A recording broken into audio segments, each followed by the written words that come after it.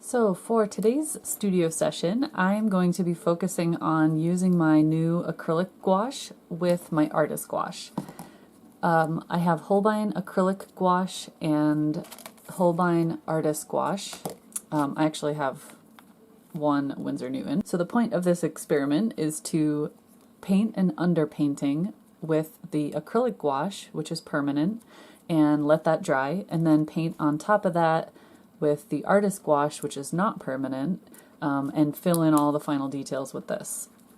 And hopefully this process will reveal itself to be a little bit easier for layering, because when I do the first layer with the permanent paint, it's still going to look like gouache because it is gouache, but it will be dry when I go over it with the final layer.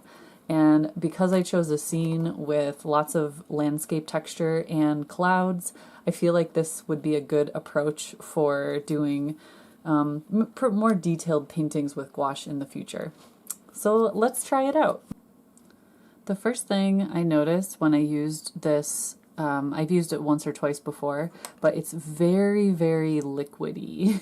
Like the paint is extremely smooth and flows very, very easily. So I start off with a little bit less than I think, and then I'll add more to my palette if I need it later. And we'll start off with a quick sketch.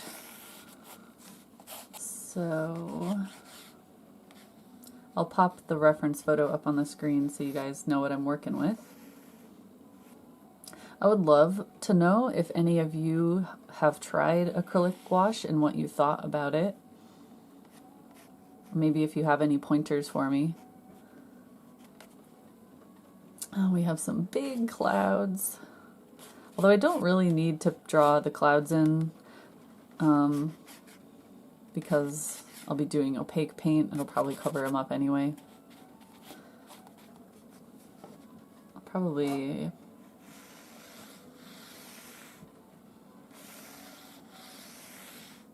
give myself a better road than what's in the reference photo.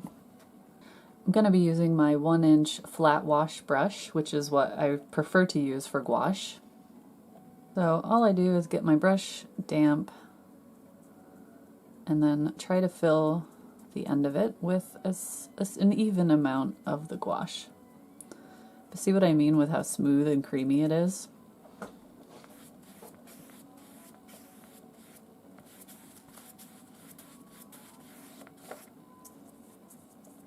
So the whole point of this is to get like a nice even underpainting.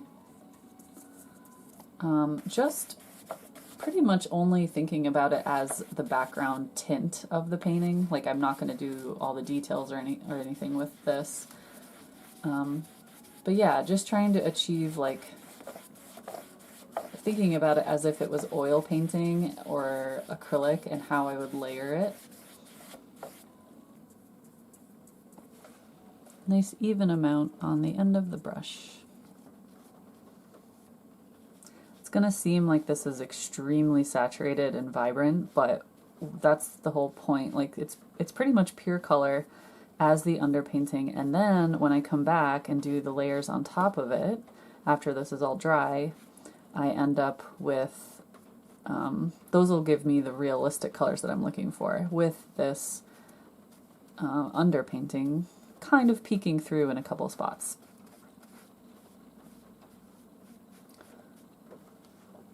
So it doesn't have to be perfect, it's just thinking about it as the tint. And in the foreground mountains, I want it to be a little more reddish. So I'm going to mix my purple and my red. And as I get closer to the foreground, we go into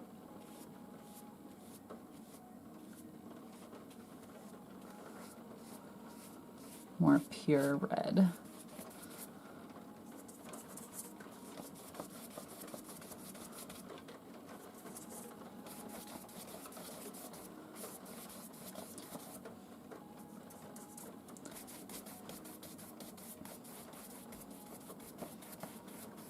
So one way you can think about this is once you have your underpainting ready,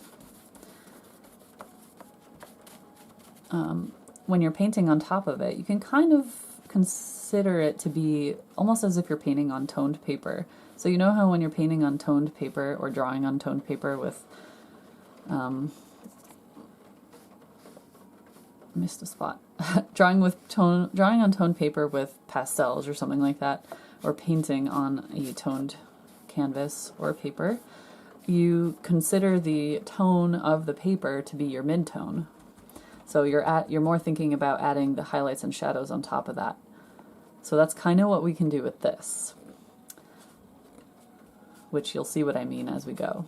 So now we have this very vibrant, like basic landscape, and we have to wait for this to dry completely, and then we can paint with our artist gouache on top of it. All right, we're back and it's dry. I wanted to quickly show you guys how permanent it is. There is potential for lifting it up on this paper in particular. I'm not sure about other papers, but here is me with clear water rubbing the pigment, and as you can see, it's like hardly any is being picked up. It's becoming a little lighter, but it's definitely not erasing it like if I was doing regular gouache, you know. In fact, we can test it out if you want.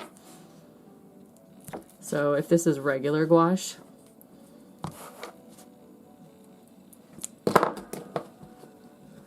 we'll let that dry for a second, but as you can see, the acrylic gouache is definitely permanent. I can make it a tiny bit lighter.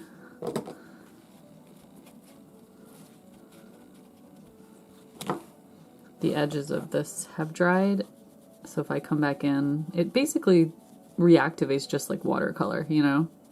So you can just, you get the idea. So this is the artist gouache now. The background is completely dry. It's the acrylic gouache that's permanent, and now I'm coming back in with the non-permanent artist gouache. I can't really see my sketch anymore of the cloud, so I just have to kind of improvise.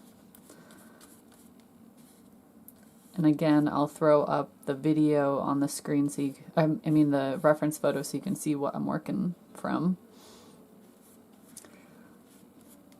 But we have a big old fluffy cloud up here. And already, if you've seen previous videos where I'm layering artist gouache and I'm working on the sky, already this is so much more convenient because I don't have to worry at all about the blue mixing with the white right now. That is like just so nice. I can completely focus on just getting a nice cloud designed.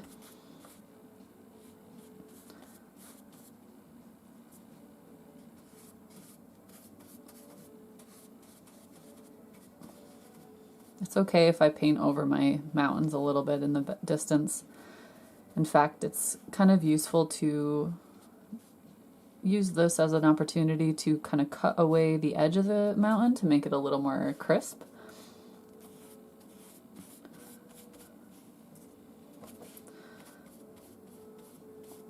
I want to make sure I get a thick enough layer, because we will come in with some of the gray and put a little tint on the underside of the cloud.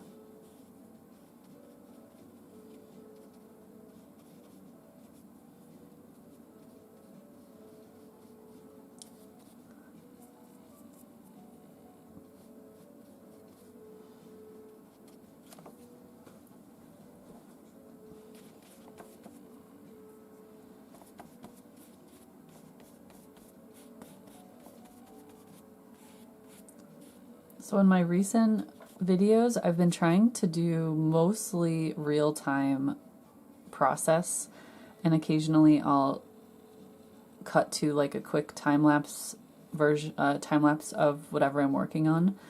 Do you guys like that, or would you rather just watch longer videos where it's the whole thing is in real time? The problem I see with that is I just don't think as many people want to watch a longer video. There are definitely those of you out there that do. Personally, I love watching long real-time painting videos. I often put them on in the background while I'm working. But my statistics show that my average watch time on my channel is like 6 or 7 minutes. So that means that's 6 or 7 minutes is all people can handle with the painting videos. And most of my videos are longer than that. So, yeah, it just makes me wonder, like, I guess worst case, people could just kind of skip through a video and go to the parts that they like to see. Okay, so we have the base of our cloud. Now I'm going to start mixing in some gray and kind of defining some of the shadowy parts. And I don't want to get too intense with the gray. I want it to just be subtle. I did leave a little of that blue showing through. I kind of liked how that looked. But I could always come back and make it extra white if I need to.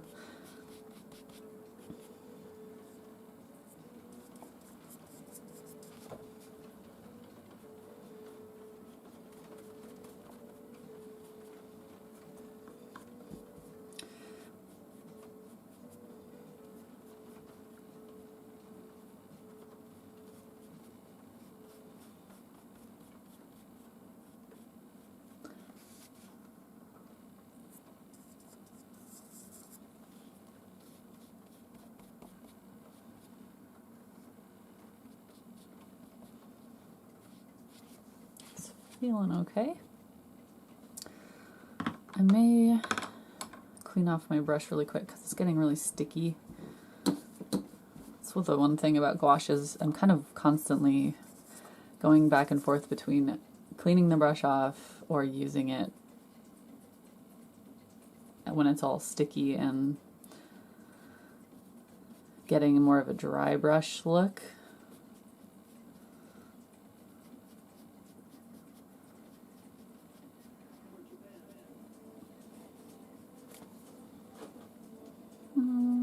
Okay, it's looking pretty good with the, I might do a tint of like reddish brown to the under part of the cloud.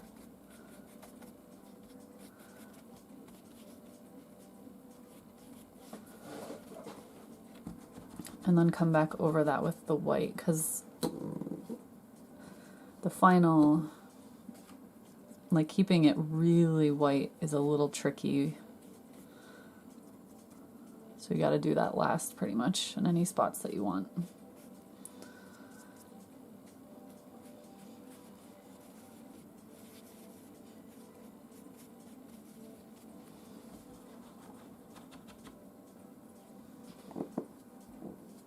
It's been a while since I've done like big fluffy clouds like this.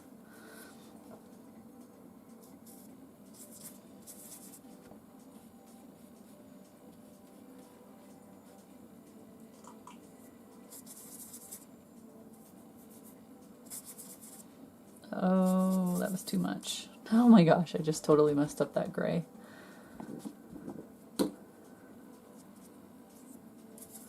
I kind of wanted to do a longer studio session this time because I'm away, and this doesn't make up for a live stream, I know, but hopefully it's good for the people who usually do hang out in the live streams and like the longer videos. Okay, we're gonna just let that rest for a second, and the final, once that's dry, and the final layer of that will be just pure white to kind of fluff it up a bit again.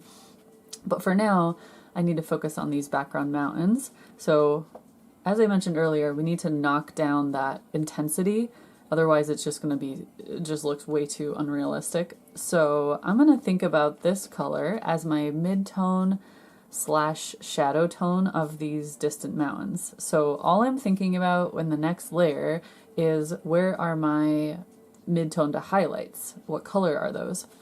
And when I kind of squint at my reference photo, I can see that the shadow color is definitely more purplish blue, so that works. And the highlight tone is kind of a grayish, brownish orange, maybe even a little bit grayish blue in some spots. So that's what I'm going to start with, just to have something to work from. So I'll lay a couple chunks on there and kind of start seeing how it's looking.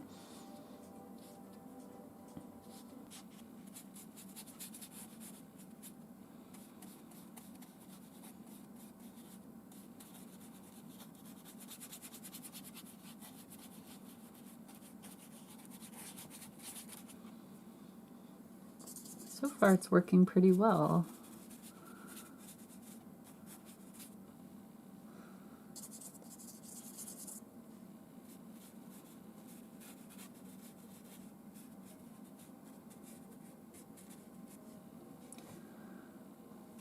There's a little bit of shadow on this back part, so I'm going to add a little blue to my mix.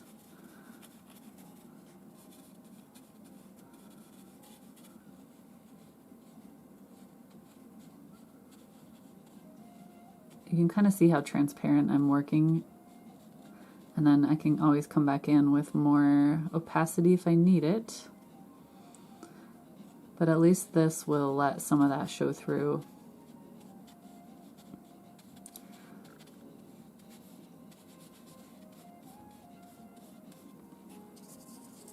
Some of that background will show through.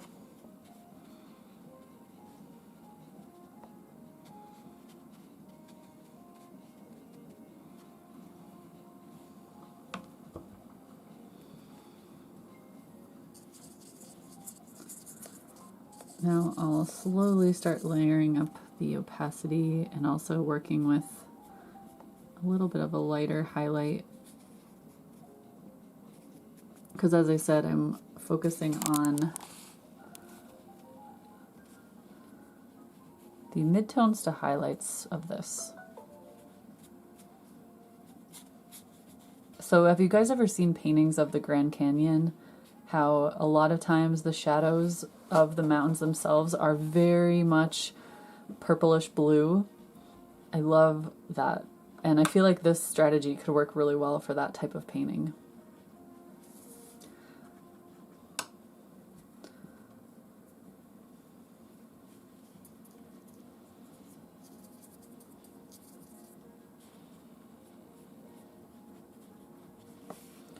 I'm going to do a couple bluish blackish shadows back here to kind of make it a little bit more shadowy in the big I don't know what I want to call them, crevasses. You know, those really vertical striations that you see, which they're kind of like cut into the mountain. They're quite deep, so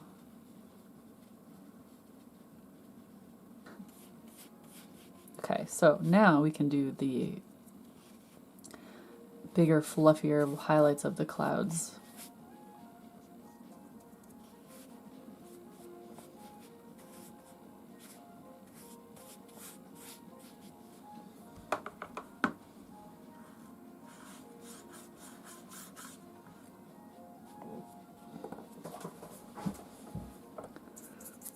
I'll let that dry before I decide how much more I want to do. So this foreground, if I'm using this red as more of my mid-tone, I need to think about what my shadows and highlights look like. So I feel like my shadows, to kind of neutralize this a little bit, I'm going to go with a dark black, a mixture of green and black, so I have to mix my yellow and blue to get the green. So it's going to be the complement to this, which will help neutralize it. And then I'm also going to do some highlights of the yellowish orange and drop in a few rocks and stuff. So We'll start with the shadows, I think. So I need some green. Oh man, that's a bright green. Way too bright, so now we bring in some black. I might do a little purple actually, because the dioxazine purple is really, really dark. So now I have a good olive green. And this mountain is gonna get the first treatment.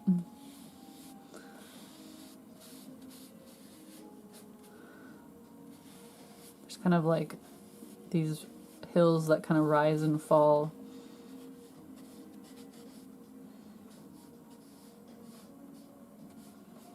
So I'm letting some of that red show through still.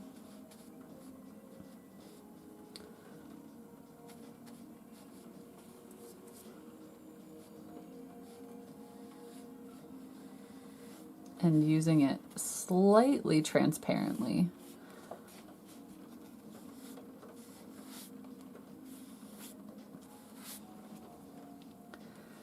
So this is so far working out nicely. It's kind of taking away that crazy intensity of the red, but still allowing that warmth to show through.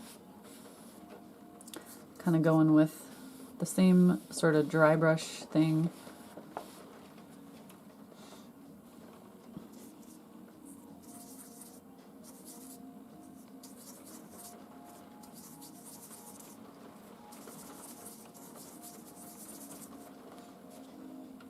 Kind of forgot where my road is.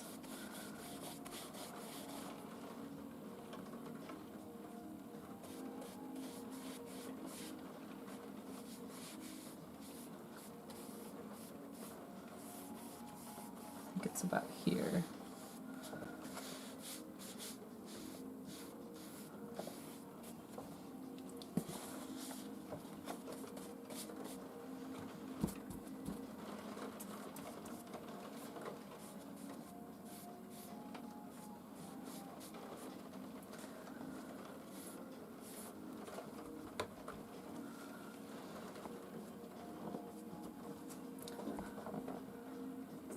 A little bit of red.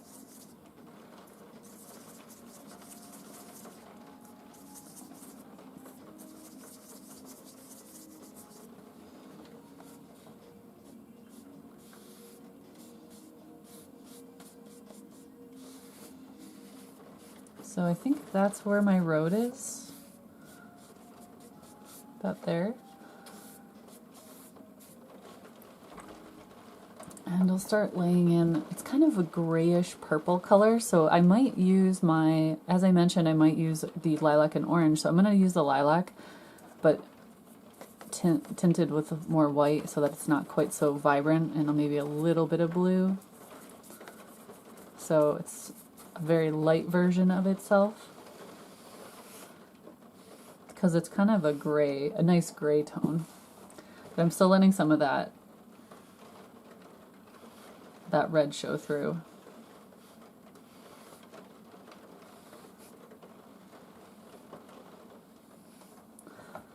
Yeah, I think that works. Maybe a highlight. So this location is called Applecross, and it's the highest road in Britain, I believe. So not just Scotland, but all of the UK. It's called the Bealchnaba. Bring back a little bit of the gray.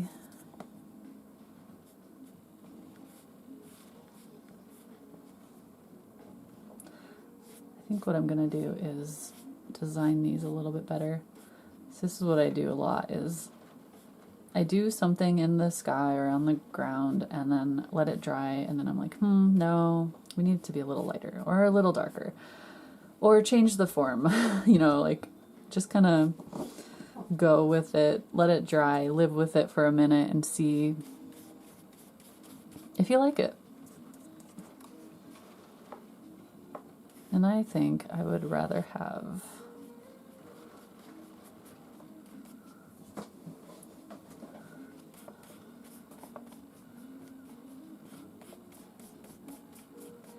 more solid color up here to bring it forward. I'm just going to use a dry brush, so I just kind of swirled my brush in the white, and I'm going to kind of dance it across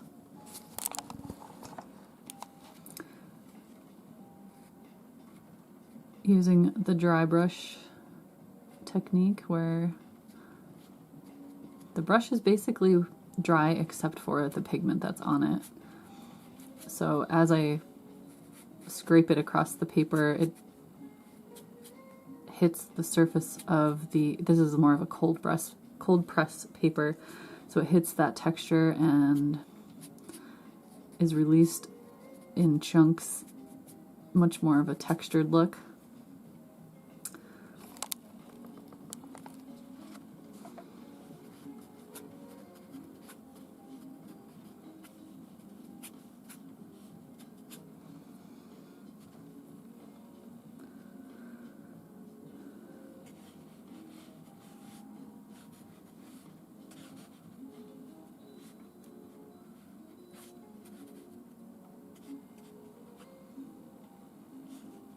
Like ledges or something that the snow is catching on, and it's long horizontal streaks almost.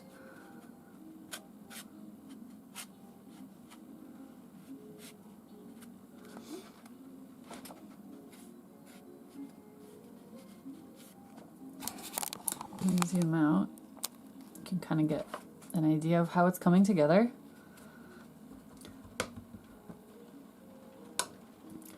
So I think I want to tie these distant mountains into the foreground a little bit more. So I'm going to use a hint of the reddish tone, which is not going to be the same exact red. I'm going to do a little bit of my red and purple mixed together, so it's a darker red, but I'm going to use that just in a couple spots back here. Maybe more of the shadowy spots. And then as it gets further away, it'll just be kind of let it go.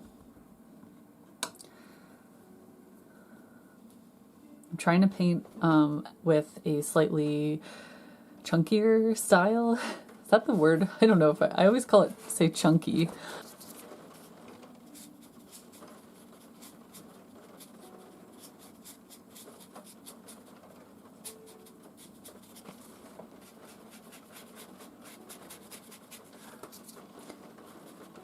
Can you guys hear the rain on my window? It's been a weird day. It's been really, really sunny, and then randomly just sudden downpours. So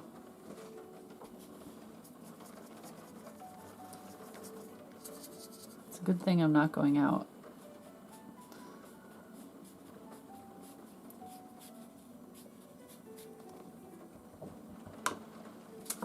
Not sure if I mentioned this. I think I did recently, but we are moving pretty much a week after we get back from vacation, which is majorly stressing me out.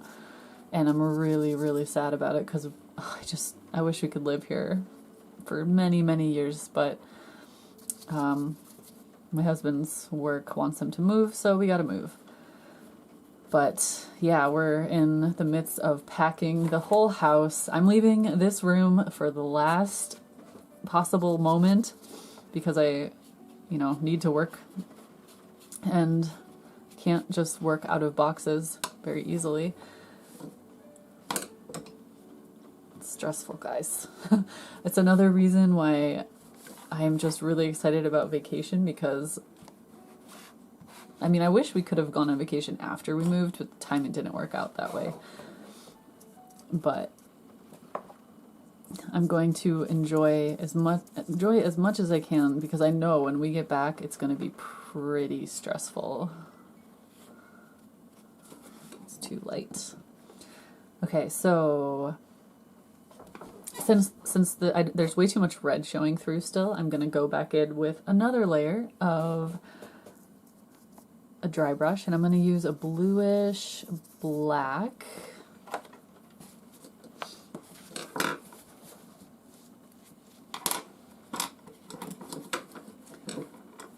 And my thinking, my thought process for that is it'll look a little bit more gray compared to what's already on there, and it'll take down that maybe a little purple as well. Oh, that's way too purple. It'll take down the intensity of that red a little bit. So this will dry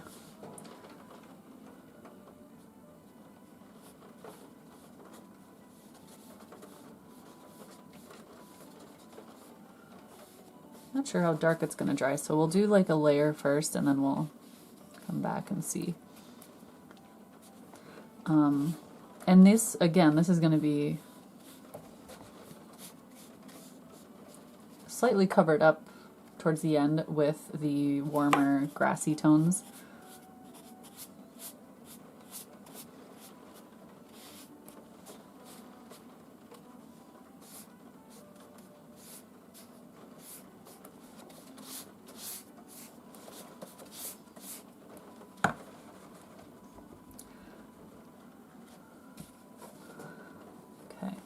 Didn't want to cover it up completely, but now it's slightly more neutralized. I need to get some more black. One thing I've noticed, I think in the past I said something about, I believed and I said something like, oh, you shouldn't use black in a landscape, or you should never use pure black in a landscape, which I kind of still agree with it. Like, there's not really ever pure black in a landscape. But mixing black with other colors, I've discovered, is amazing because you can get some of the most gorgeous, gorgeous grays. Mixing black with yellow gives me a beautiful green. Like, I never would have thought about that before, but that's what happens. So I'm going to take some of that orange as well.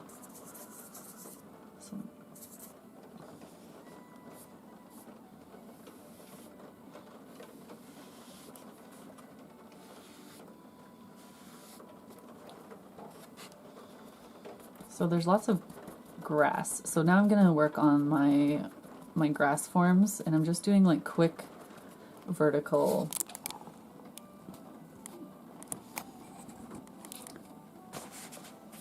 brush strokes like this.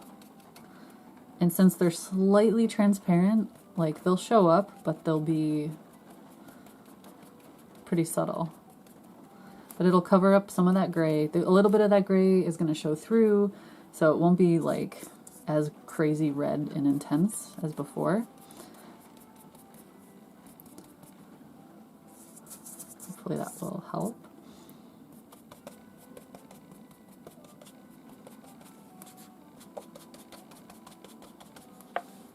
Maybe a couple spots I'll do some like chunkier shapes. But yeah, for the most part, this background, or this ground cover, is just short, stubbly stuff.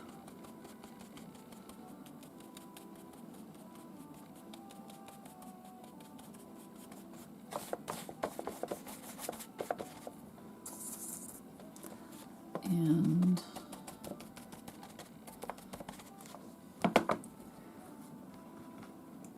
I want it to look pretty rough. And we're going to start bringing in some of the warmth of that orange too. So I'll just slowly mix in the orange into the color I just was using.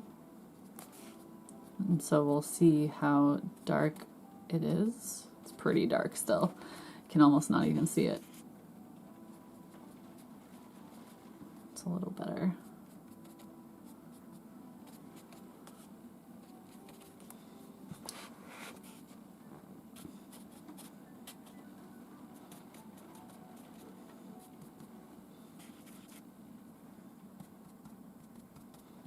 A couple spots I'll try to make it extra orange, extra bright. Just basically getting a variety. We don't want we don't want the whole thing to be uniform in texture, because otherwise the eye doesn't know where to look. We need some places for it to rest and then other places for it to know, like, oh, grass, okay. So there's lots of like tall, or lots of brighter grass growing near the roadside. So that's kind of where I'm focusing the brighter part.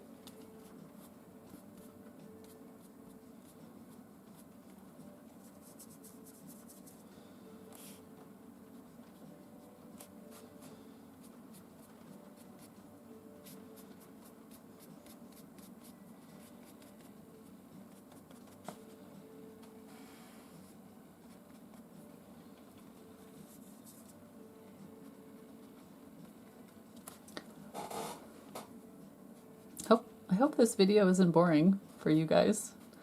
I have a feeling anybody who's still watching is using it as background noise, so what are you working on? What you doing?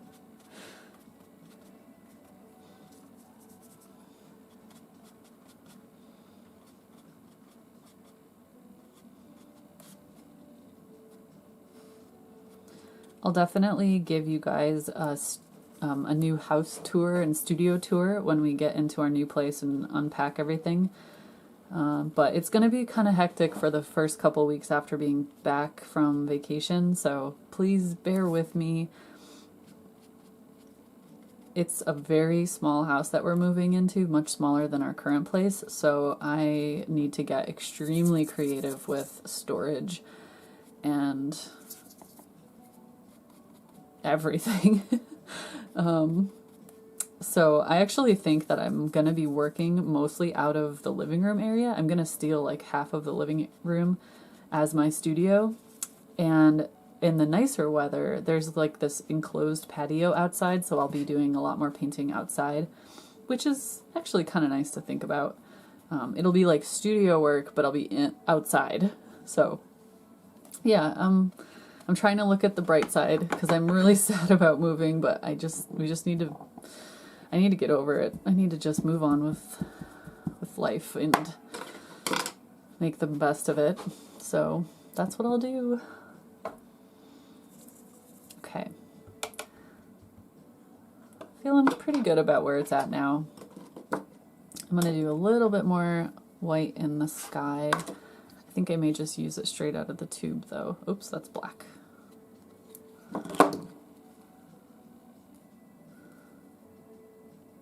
Final layer of white, hopefully.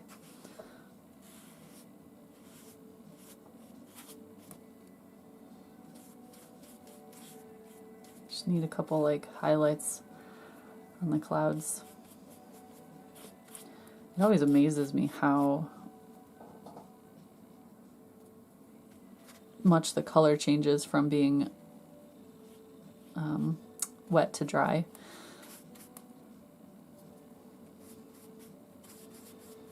Okay, that should do it, but we'll see.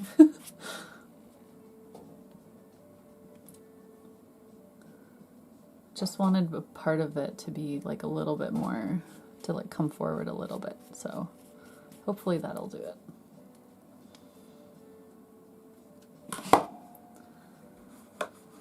Okay. So I'm feeling pretty good about it. Excuse me. I may get a little bit of my light purple and kind of lighten up this part over here. Very transparent. I'm pretty happy with it. I want to do just like a hint of extra dark black in some of the foreground grasses, because I wanted it to have like a pop of contrast. It'll just kind of add to the depth within the landscape. So just taking my brush, kind of rubbing it along the side.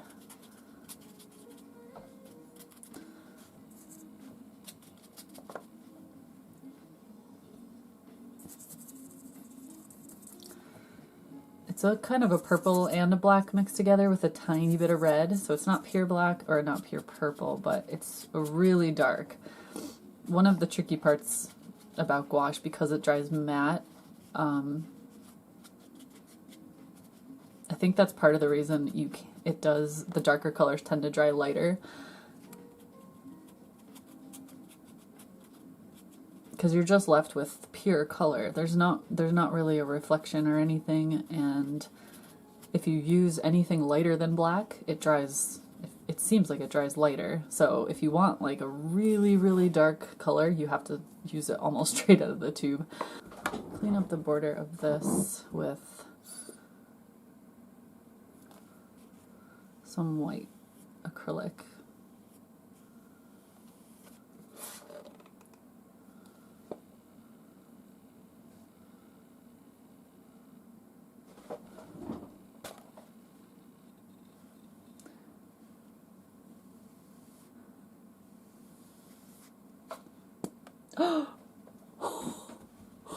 Oh my god, the last thing that you want to happen is for acrylic to fall on your gouache painting. This video contains many mistakes and how to fix them. So now we have a hole in our background.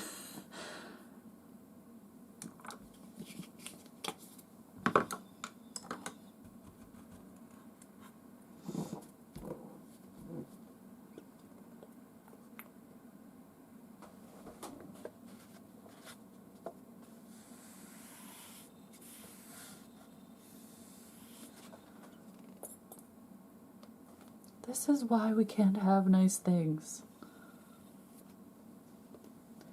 That's a little better at least. I just wanted to clean up the edge because I was quite messy. I didn't really stay within a border. But that's fine.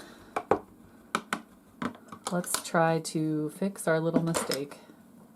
So what do I use? I used a green, so I need some yellow, blue, the black, and the little purple.